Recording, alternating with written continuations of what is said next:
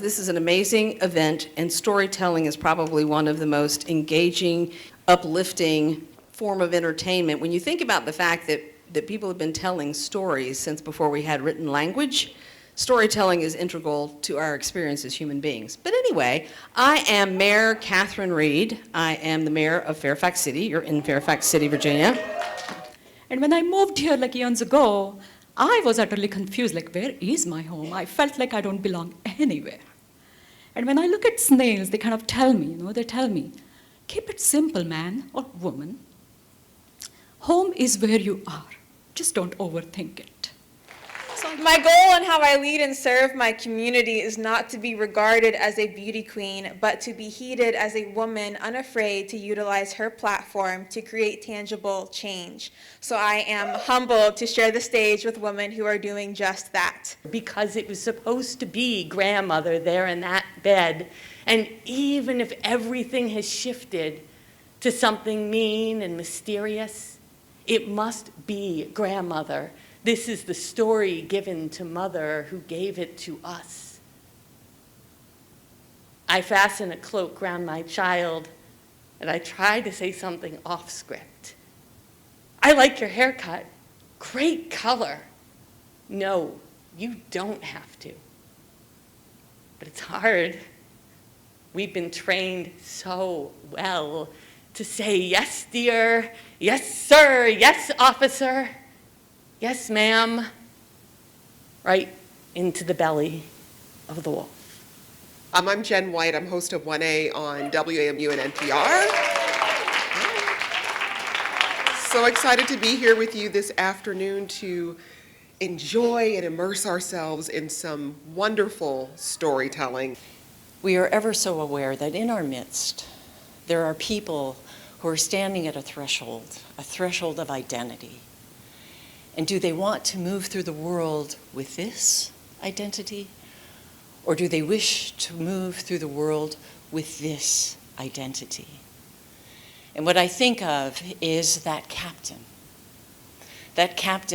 who realized that it was her choice.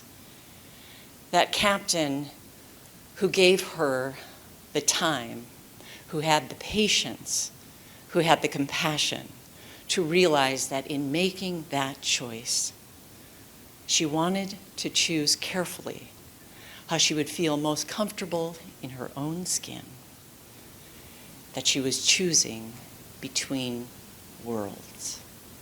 She allowed me to realize and understand the importance of accessibility. And I'm happy that I took that time, because I kind of know what it's like to live in a world that wasn't really built for you. That is becoming an ally. That is part of what it means to support, to help. When you hit your rock bottom and when you are at your worst, it's when you feel most alone. And when you feel alone, you feel hopeless. But if you learn to keep your eyes and your heart and your mind open, you hear stories and you find people who have stories like yours. And you find them and you hold on to them really tight. And those stories can be storytelling in an AA meeting or on a stage, and it doesn't really matter. But you find people who are in it with you, and then you find community.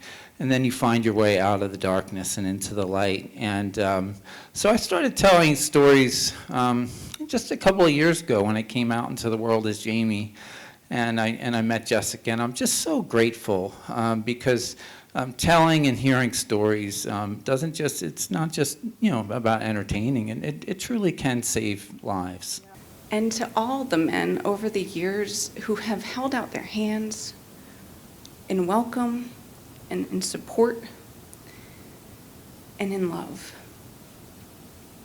please, please keep holding out your hand and helping women and LGBTQ and the less fortunate, because we need you and all of your manly privilege now more than ever. Thank you. You may be seated.